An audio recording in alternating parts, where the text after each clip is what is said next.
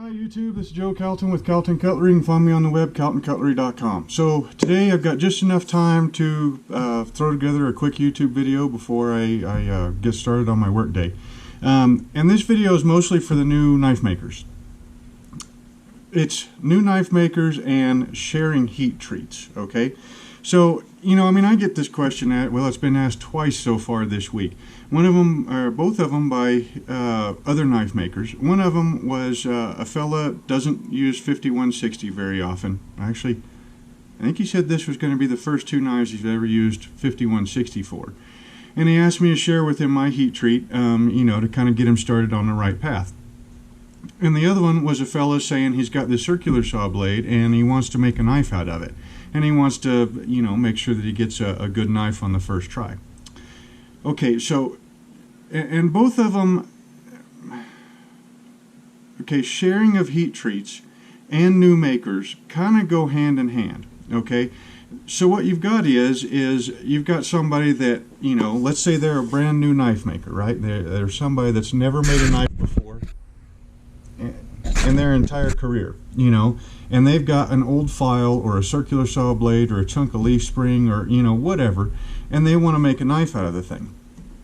Okay, so you got those guys, they're beginners, and then you got other guys that are like that friend of mine saying, hey, I've never worked 5160, what's your heat treat? Now that fella, he does an awful lot of testing, so I know when I tell him my heat treat, he's going to take that as a guide, which is what it should be, okay? Is when you ask another maker for their heat treat for a particular steel, know that, now first of all, the maker that you're asking that, if he does an awful lot of testing or not, okay? If he doesn't do an awful lot of testing, he's just opening up the heat treater's manual and going, oh, okay, well, 1095, you bring it up to a classic 1475, you hold it there for 10 minutes and then you quench it, right? Okay, well, there's a whole lot that goes into that, okay? So with that 1095 example, let's take that farther.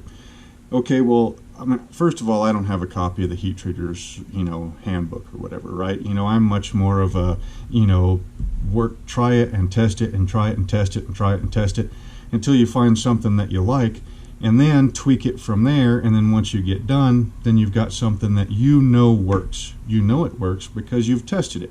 You've made, 20 blades out of this steel by this point.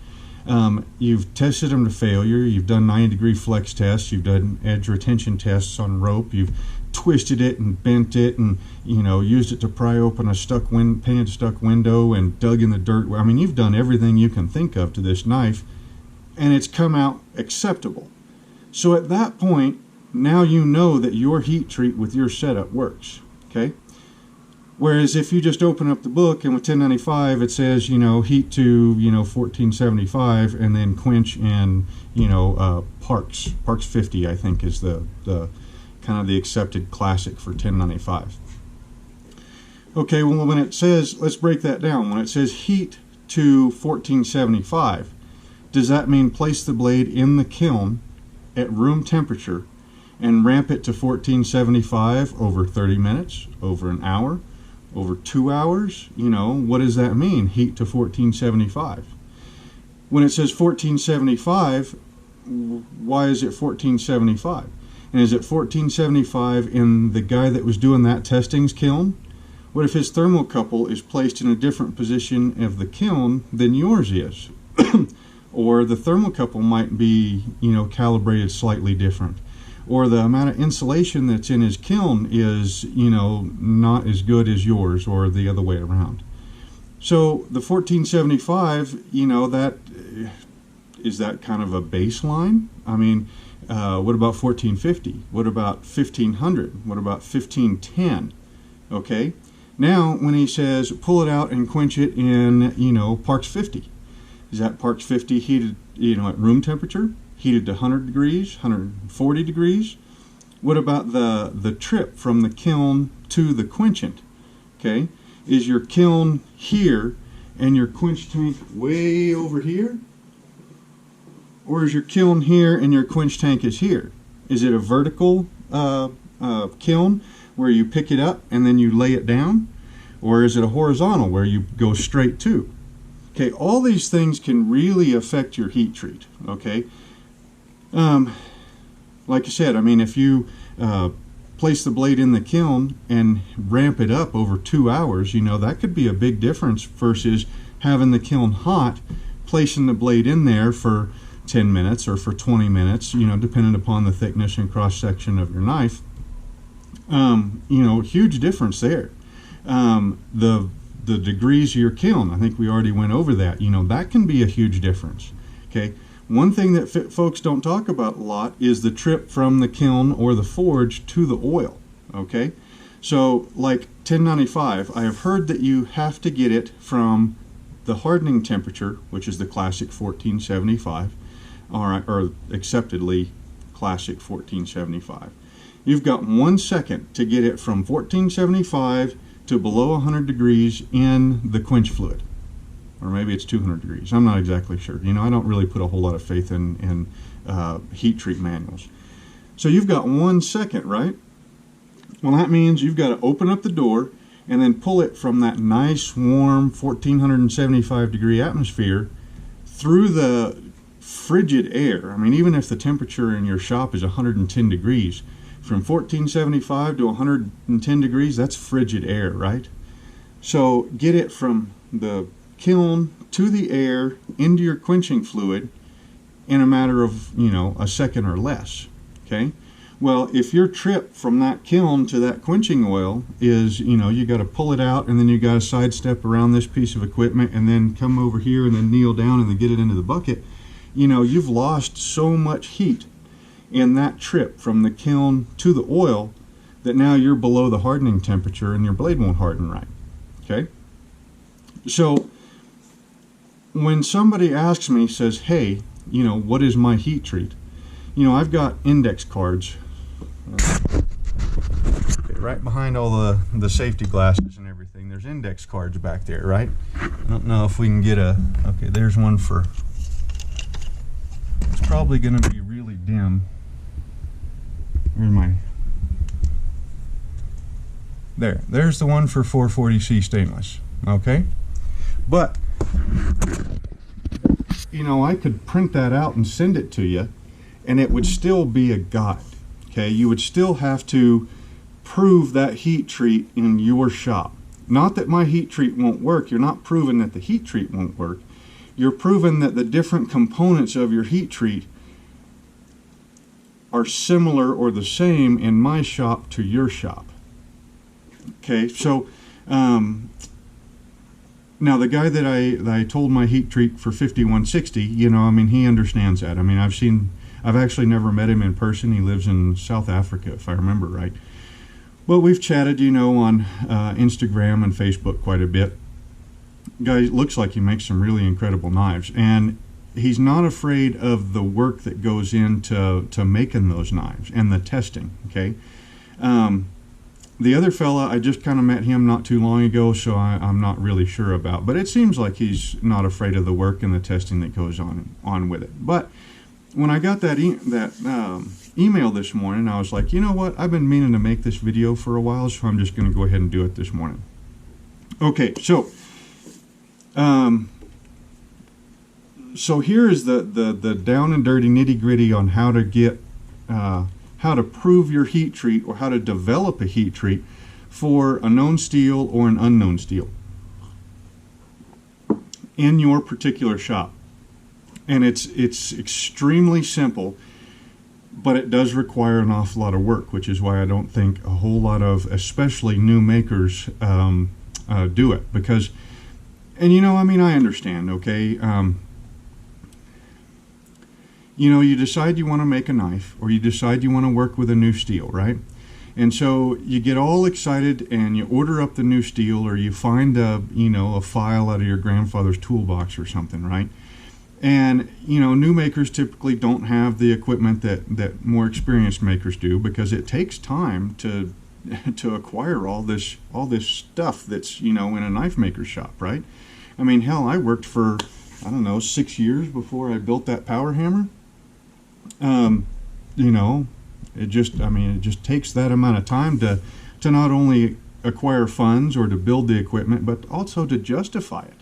I mean, that power hammer's, it took me a whole week just to build the thing, and that was after 2 weeks or so worth of research, and then another month or so to tune it, and then it keeps getting changes and modifications ever since then. It's quite a bit of an investment to build a power hammer or to have a lathe or anyways. So I understand you're excited. You get a piece of steel and you want to make a really good knife that's better than everything else on the first try. I suppose that might happen, but chances of that happening are not all that great, okay? Typically speaking, your first 100 knives are going to be okay. If you've done your homework, your first 100 knives will be okay. If you haven't done if you haven't done your homework, I've seen guys that, especially with Damascus, they make this really nice pattern and everything, and the second they go to use it, it snaps, and you look at inside the break, and the grain structure is just huge. I mean, it looks like pea gravel inside there. All right, well, that's an example of somebody who didn't put in the time to do the testing and to develop their heat treats before they started jumping into, pattern welding. So anyway, the easiest way, and this is a shortcut now, okay, the easiest way to develop your heat treat for any type of steel, right? So let's say you've got that big old circular saw blade, right? So you got this big circular saw blade, right? Okay, it could be this big, could be this big, could be this big, whatever it is, right? Well, if it's this big and you want to make a knife that's, the size of this one, okay, well, that means you've probably got, 8 blades inside that piece of that size, inside of that circular saw blade. Okay, so before you even think about, making something the shape of a knife, cut yourself out a little strip, okay, that's going to kind of be the same size as, or the same width and cross section of the finished knife, right? But it doesn't have to be near this long, all right? So take like, this amount of it. Maybe take, a couple of them, right? Now, you take that piece of steel, you file or grind the edges to where they're nice and smooth so you don't have any stress risers.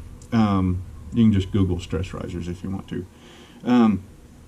Now, take that piece of steel, and in your setup, it doesn't matter if it's a kiln or a forge or a torch or, an electric coil or whatever heating source that you've got to be able to bring it up to the hardening temperature. Take that heating source and get it ready. Get your quenching fluid ready. And your quenching fluid, heck, I've used straight up cold tap water, cold distilled water, made brine, heated distilled water. Tried pretty much all of your food grade oils, olive oil, corn oil, veg oil, all of that. Goddard's goop, I would kind of suggest against that unless you're traveling. It stinks like, oh my God. Bacon grease, whatever your quenching fluid is, get that ready. Get it in a tank that's big enough, or a container that's big enough to hold it, and get it preheated a little bit. Now, in a dark room, if you're using a forge or a torch, go ahead and heat that chunk of steel up, right? Heat it up to where the shadows disappear and, it's no longer attracted to a magnet, maybe just a slightly bit more, right? Okay, and then get it into the oil or your water or whatever. Move it back and forth this way, okay? Never this way, because that can induce a warp, okay? But this way or this way, okay? Get it cooled to room temperature in the quenching fluid, okay? Don't do an interrupted quench where you put it in there, cool it down, and then pull it out to take a look at it. Put it in there, agitate it a little bit, and then let it sit. Let it cool down in the quenching fluid, okay? Once it's cooled down to the temperature of the quenching fluid, pull it out.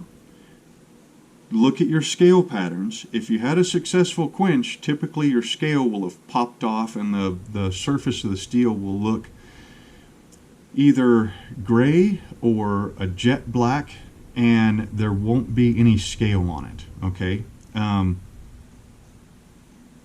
Yeah, I would guess that has to do with your oil and, a whole bunch of other things, okay? Now, once it's to room temperature, check that thing with a fresh file, all right?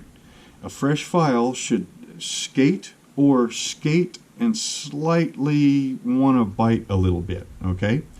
Now, if it doesn't, if your file doesn't cut on, or if it cuts on the first stroke, give it another stroke. Sometimes you'll have some decarburized steel on the surface and the file will easily cut it, but then the next stroke, it won't cut it anymore, okay?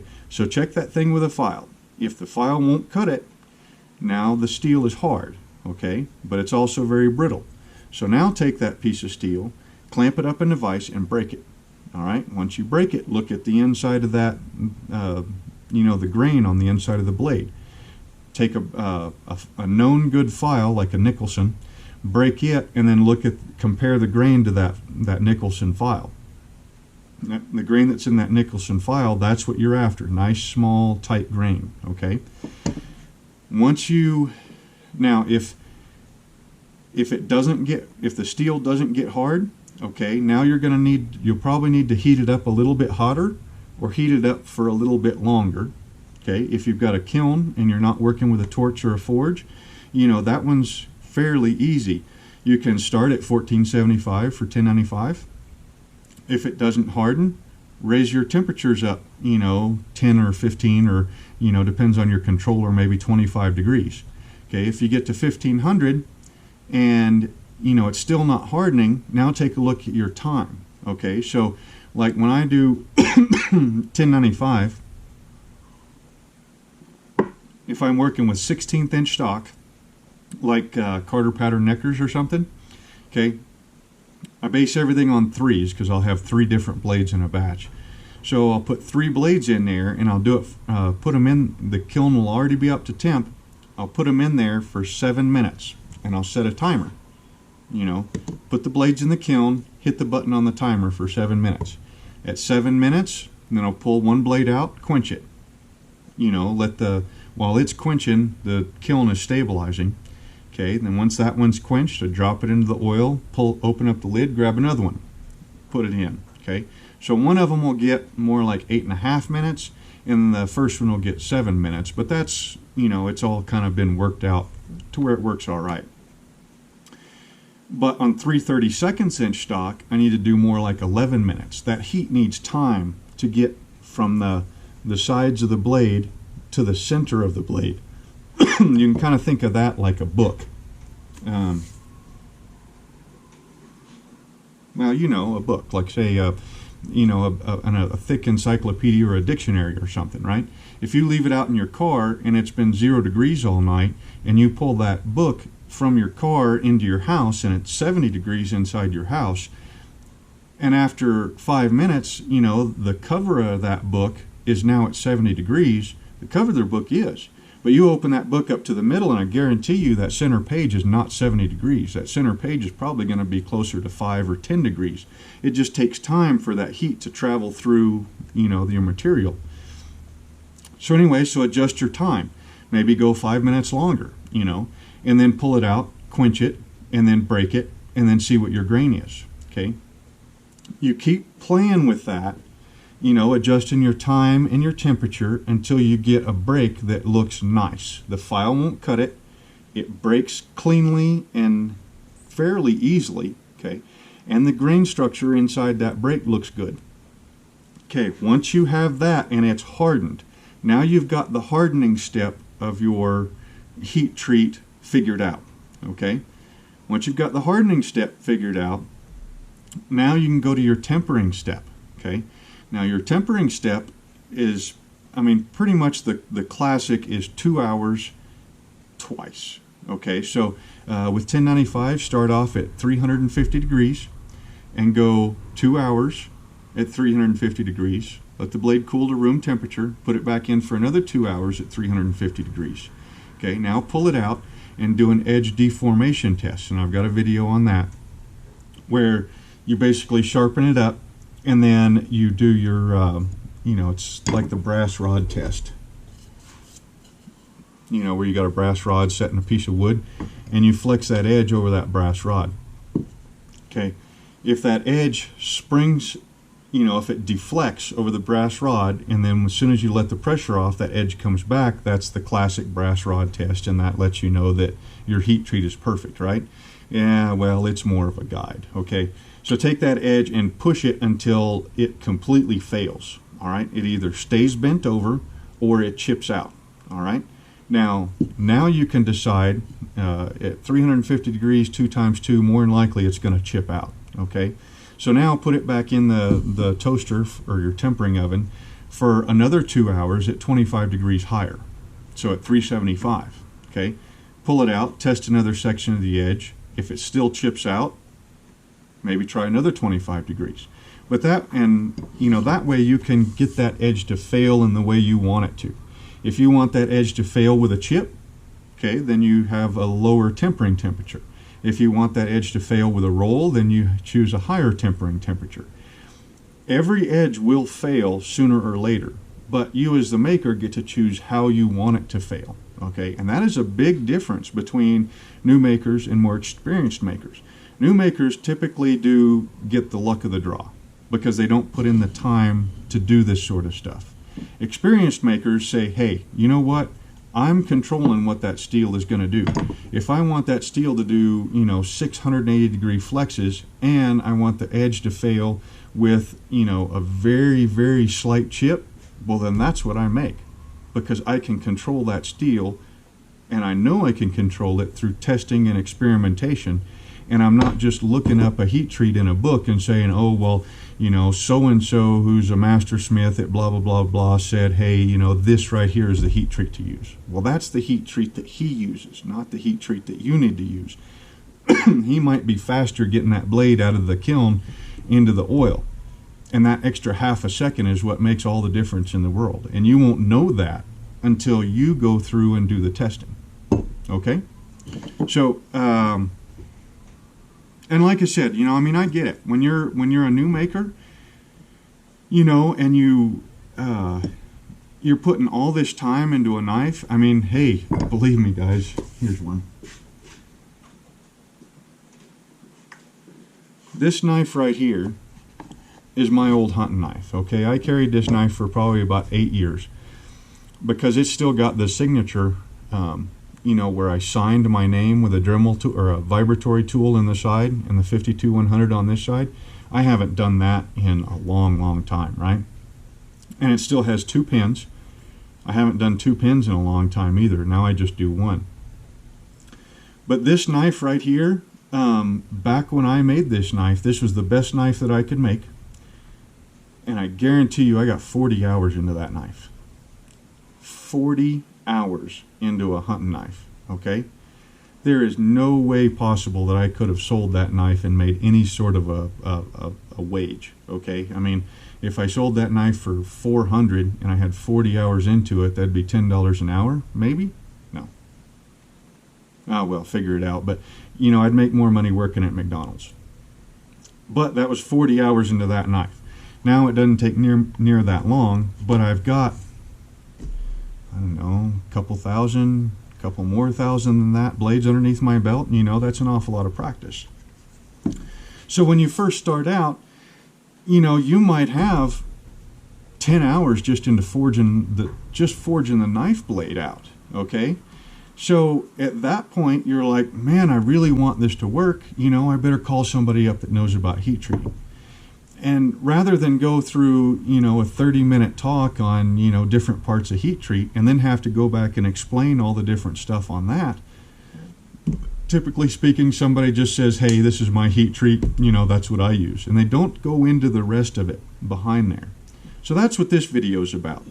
The new makers, especially the new makers, take a week, take 2 weeks, take 6 months, with a whole bunch of steel. I mean, get a sheet of 1095. Well, if you've got the means to cut it up, but get a whole bunch of sticks of one type of steel and play with that.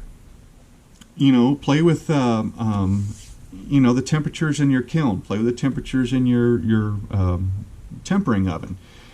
Once you kind of get a baseline on both of those, now try to start doing some thermal cycling before. Some anneals and some normalizing, and, play around with what works and what doesn't. These things right here, now of course this is a blank sheet here, but your notebook, that is your best friend. Okay, this is like my 5th notebook, you know, for keeping notes. You know, on the different steel types, different heat treating regimens and everything. Okay, so, and then know that your first 100 knives are just practice. I mean, heck, doctor's offices, you know, I mean, they call, I mean, a doctor goes to school for what, like a gazillion years before he graduates and is able to start his practice? Well, they call it a practice for a reason, you know, they're practicing being a doctor.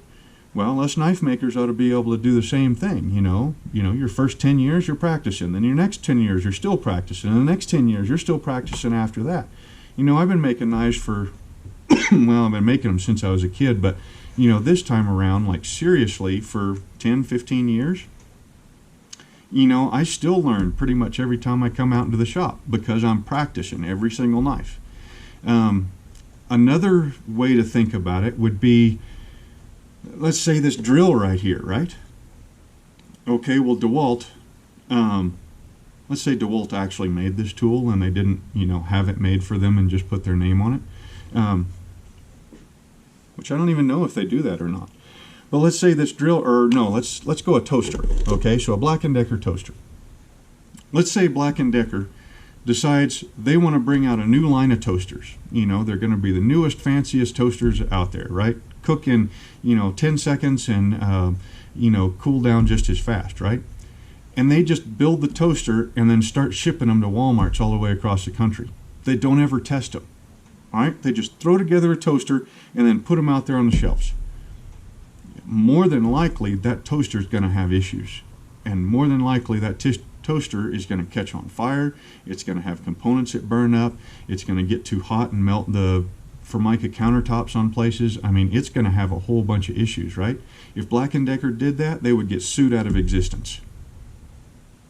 Well, how come we don't put the same amount of testing into our knives? So Black & Decker is going to take that toaster, they're going to design the toaster, and they're going to build the toaster, right? And Black & Decker's been making toasters for a long time.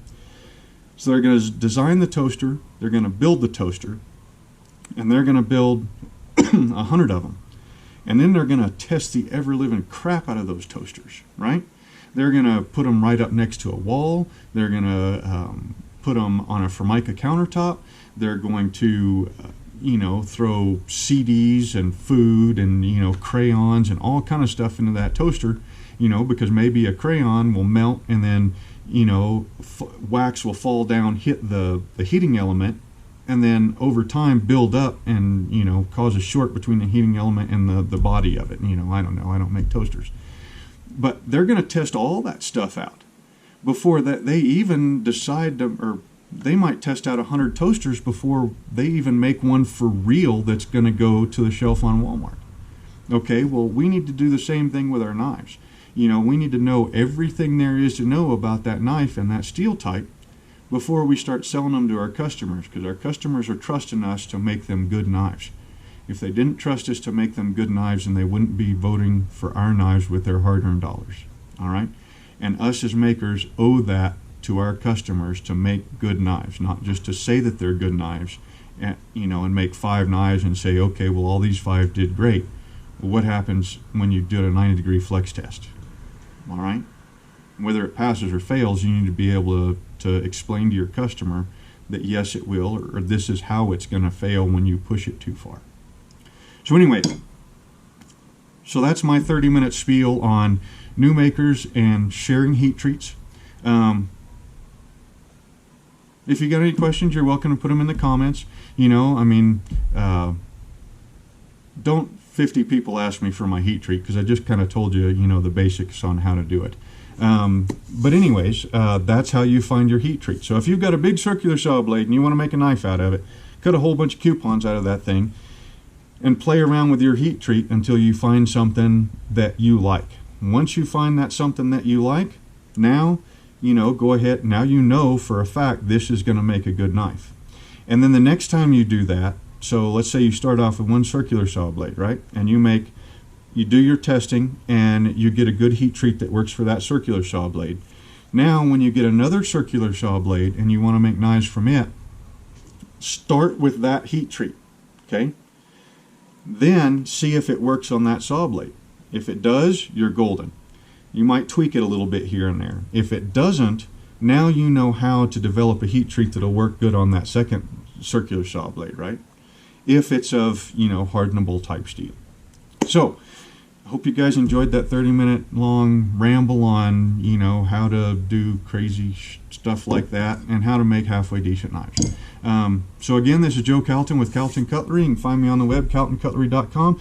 Hope you enjoyed the video. I hope you get out there in your shop and start testing, start breaking some knives, and start making that leap from newbie maker to experienced maker on a nice, logical, step-by-step, this is how I developed my heat treat, instead of, hey, I looked it up in the book and that's what the book said to do.